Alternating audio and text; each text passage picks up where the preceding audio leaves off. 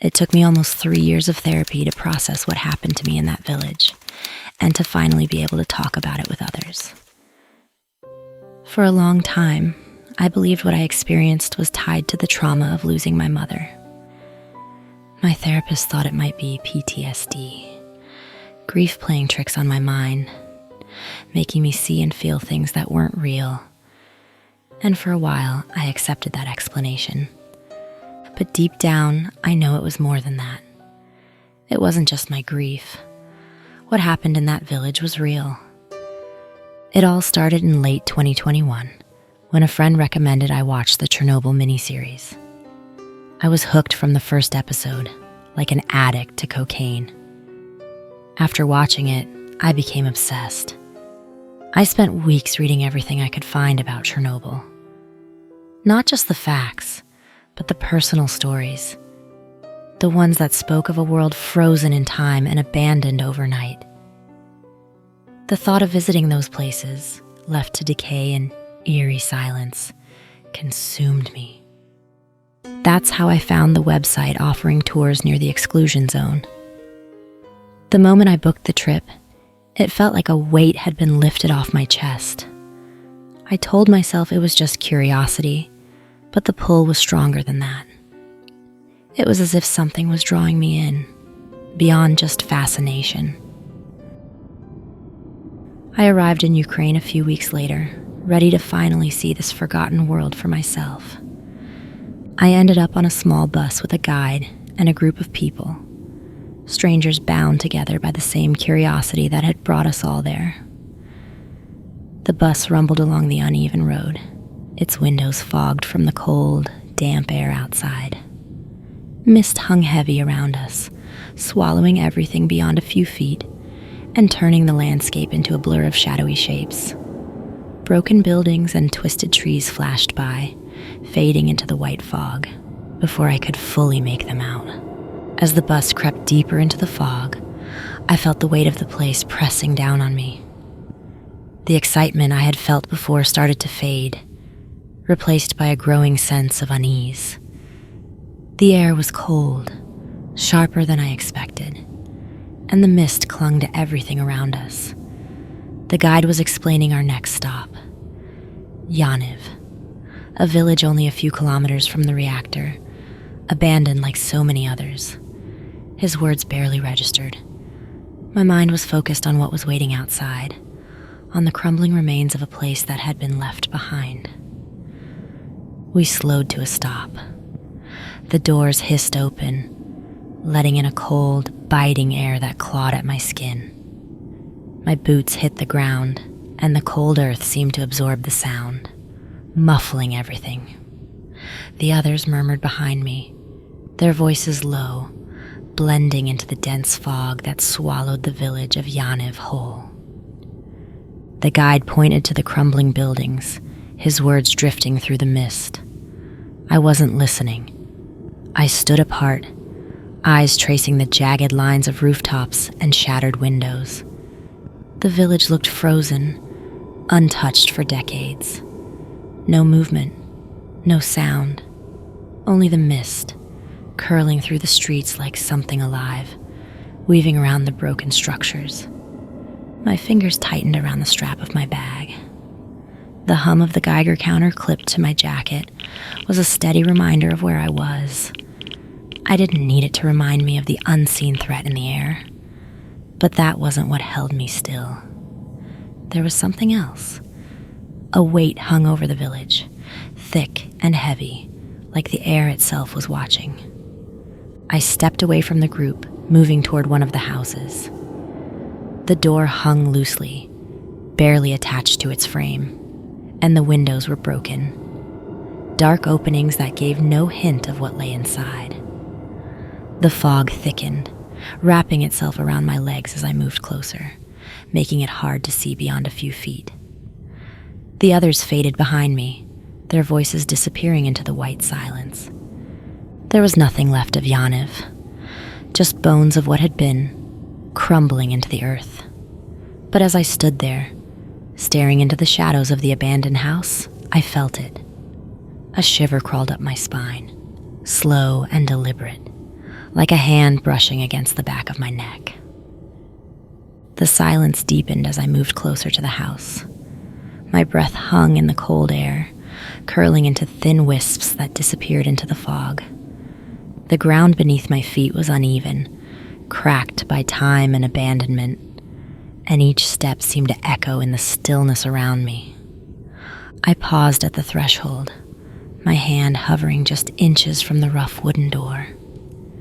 The wood was warped, weathered by years of exposure, and the faint creak of the door moving slightly in the wind made my pulse quicken.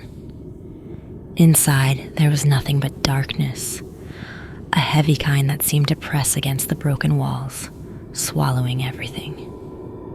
The air was colder here, sharper, biting at my skin. My eyes flicked back to the others in the group, now distant figures, barely visible through the fog. Their voices were faint murmurs, like whispers carried on the wind. I was alone, standing in front of a place that had been forgotten by the world. Suddenly, a voice behind me broke through the stillness, low and hoarse. "You don't want to go in there." I spun around. A man stood a few feet away, his face pale, gaunt, his clothes worn and dirt-stained. His eyes were fixed on mine, wide and unblinking, the fog between us swirling with each shallow breath he took. His skin was too pale, stretched thin over hollow cheeks and dark, sunken eyes. He looked worn, as if whatever had once made him human had been slowly pulled away, leaving only a shadow of the person he might have been. He didn't seem to notice my stare, his own eyes flicking nervously around the fog, as if expecting something to materialize out of it. His chest rose and fell rapidly, each breath creating small clouds of vapor that dissolved almost instantly in the cold air. "You shouldn't be here," he said, his voice barely above a whisper. His gaze flicked to the house, then back to me. His body was tense, like he was ready to bolt at the slightest movement. "I'm with a tour group," I said, trying to sound confident, but my voice faltered. "We have a guide. We were exploring the village." His gaze snapped back to mine, sharp and filled with something close to desperation. "What group?" he asked, his voice suddenly tight, eyes narrowing. I swallowed, glancing around at the thick fog that had swallowed the village. The others were gone, and the silence was suffocating. The fog, it must have separated us. He didn't seem convinced. His expression darkened, his fingers twitching at his sides. "There are rules here," he muttered, almost to himself. "You need to follow them if you want to leave." "What rules?" I asked, my throat tightening with the weight of his words. He stepped closer, his voice dropping to a whisper. "Don't stay out after dark. Don't let them see you've noticed them. Never follow the lights, and never enter a house that has a red door." I frowned. A red door? Why so specific? The rule felt oddly precise, and for a moment it almost seemed ridiculous. The man's face turned serious, his voice low but sharp. "It's not just the color, it's what's behind it. You can't ever open a red door in this village." I shook my head, still not understanding. "But why? What's behind it?" He leaned in closer, his voice barely above a whisper. "I don't know exactly. Nobody does. But the ones who've opened a red door, they never come back. It's like they vanish, swallowed by whatever's in there. The house, the door, it's not part of this world. Once you cross through, there's no coming back." I felt a chill run down my spine, his words carrying an eerie weight. "But what's inside?" I asked, my voice quieter now. He shook his head, his expression grim. "No one knows for sure. Some say it's a trap, that it leads to something that isn't part of this village. Others say there's something inside, something waiting, and it feeds off people's fear. Whatever it is, the moment you touch that door, it knows you're there, and it won't let you go. My pulse quickened. What happens if I break the other rules? His eyes darted back to me, and his voice dropped even lower. They'll find you. Before I could speak again, a flicker of light appeared in the distance, cutting through the fog like a small beacon.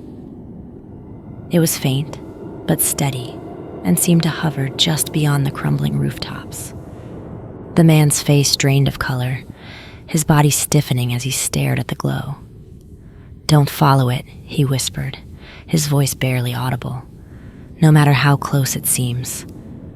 My chest tightened, and I couldn't pull my eyes away from it. The air felt heavier, pressing against my skin, cold and thick. It wasn't just the light that unsettled me. It was the way it seemed to move, slowly drifting like it was searching for something. "We need to leave before they come," he muttered. His eyes darted toward the village, scanning the buildings around us. Without another word, the man tugged at my sleeve, pulling me along. My feet felt sluggish, but I followed him, each step echoing in the stillness of the village. The ground shifted beneath me, uneven and cold, the air heavy with the weight of silence. The houses rose around us, dark shapes against the mist. Each building seemed to sag under the weight of years, some barely standing, others collapsed into rubble. But as we moved, one house stood out. It was mostly intact, its windows dark and lifeless, but the door, a sharp, vivid red, stood out like a wound in the fog. I froze. My mind raced with his words, repeating over and over, "Never enter a house with a red door." A cold knot formed in my stomach as I stared at the door, its red surface somehow more ominous now. It looked so ordinary, but the way he spoke about it made it seem like it was alive, waiting for someone to make the mistake of getting too close.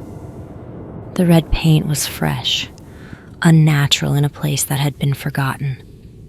It seemed to pulse in the mist, almost alive, like it was watching us. "We can't stay here," he whispered, his voice barely more than a breath. His eyes stayed fixed on the door, his body rigid. A faint sound cut through the fog, low and rhythmic, something dragging across the ground. My muscles tensed, my breath catching in my throat. The man's face drained of color, his fingers trembling now as he pulled me further away. We moved quickly, our footsteps muffled by the thick fog that surrounded us. The dragging sound followed, slow but persistent, scraping across the ground like something heavy being pulled.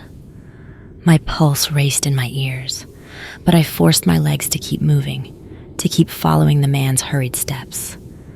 The man suddenly stopped. I nearly stumbled into him, the sudden halt sending a wave of confusion through me.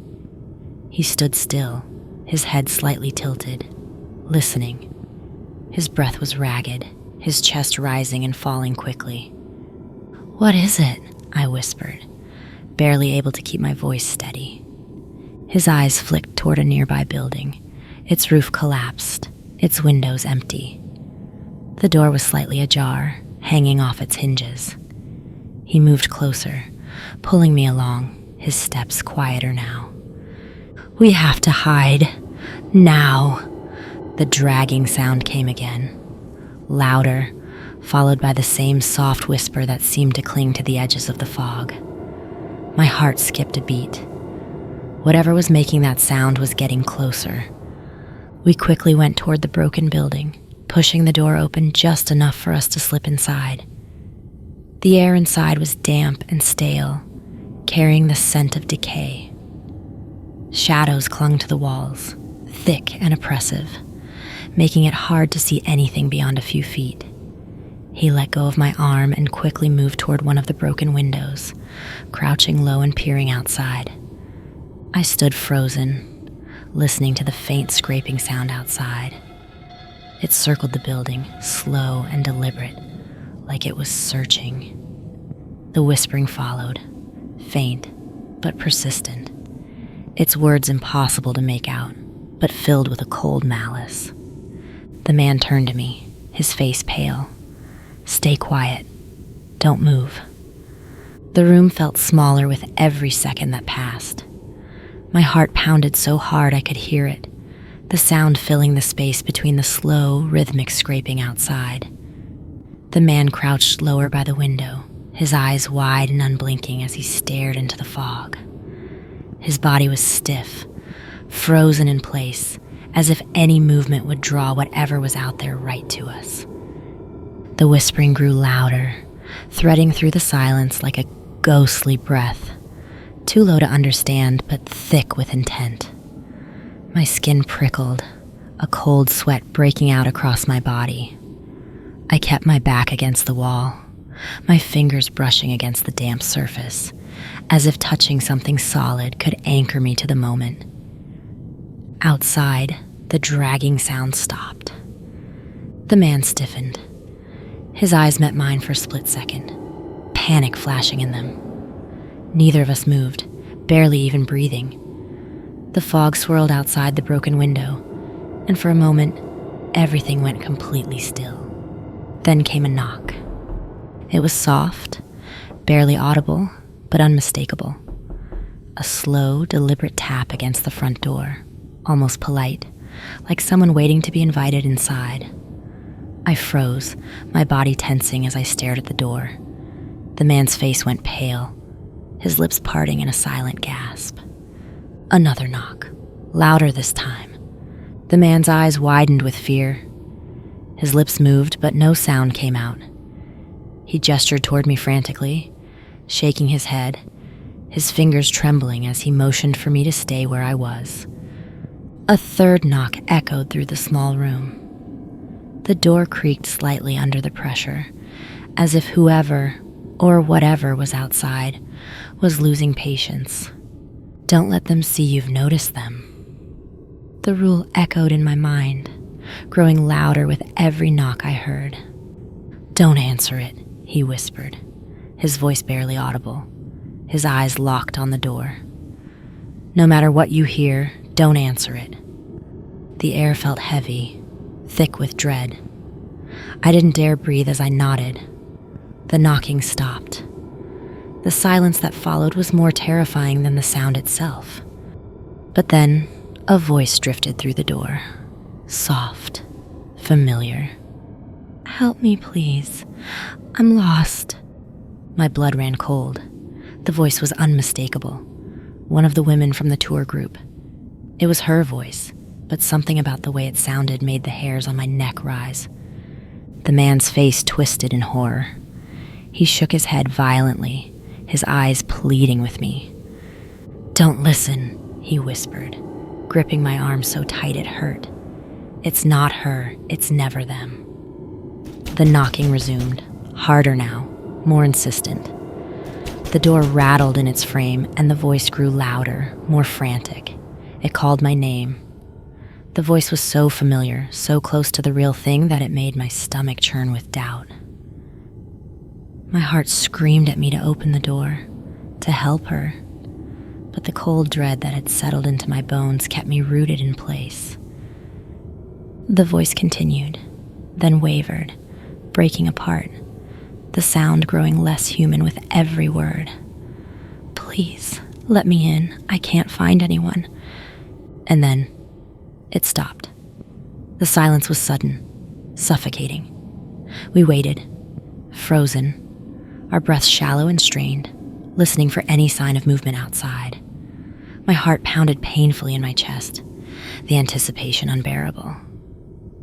Finally, after what felt like an eternity, the man exhaled slowly, relaxing just slightly.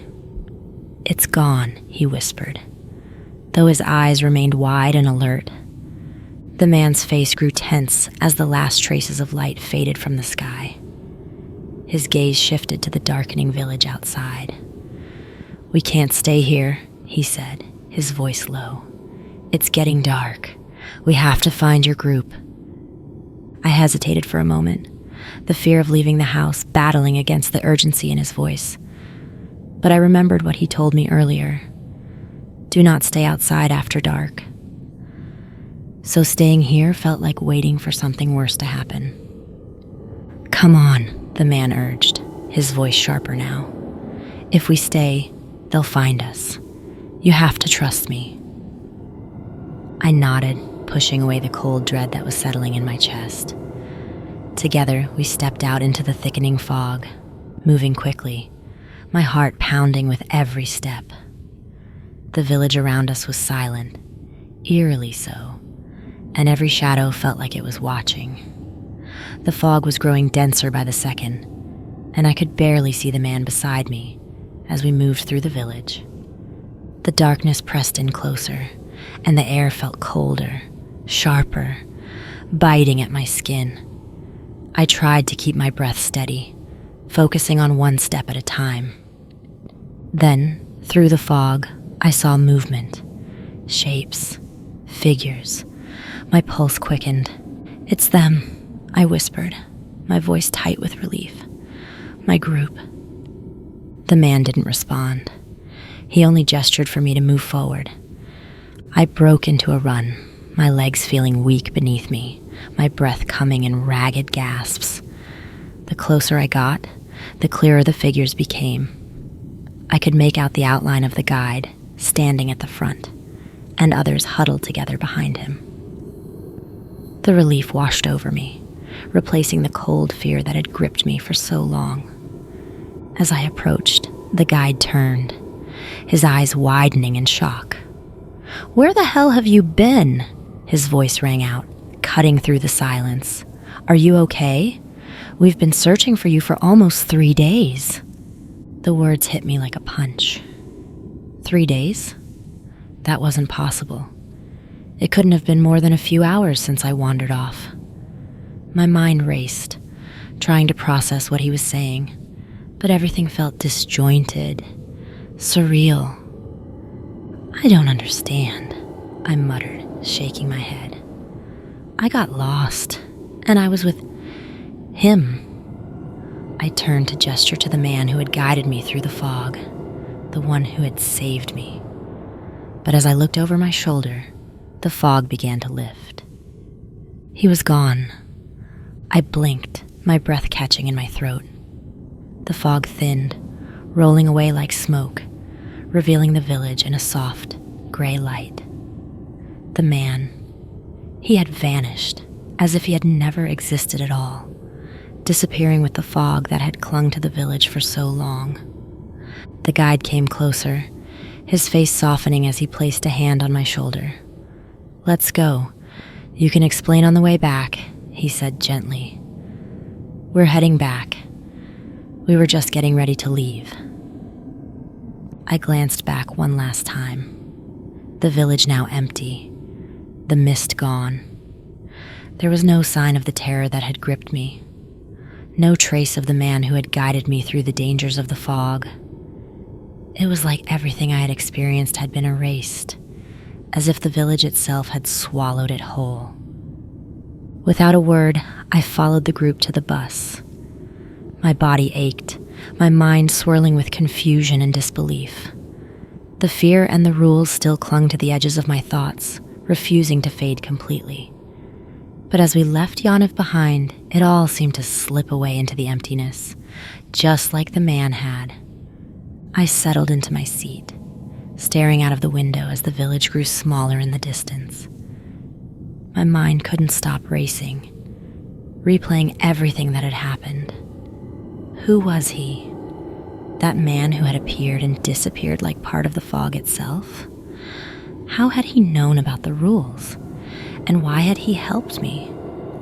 A deeper question gnawed at me. Why had I been drawn here in the first place? The fascination with Chernobyl had always felt like more than just curiosity. The overwhelming urge to visit this village, to explore its forgotten streets, hadn't felt accidental. It was as if something had been pulling me here, something far beyond simple passion. I couldn't shake the feeling that what had happened in Yaniv was more than just a strange encounter. There was something about the village, something buried beneath the surface, that had called out to me. But what was it? And would I ever truly know?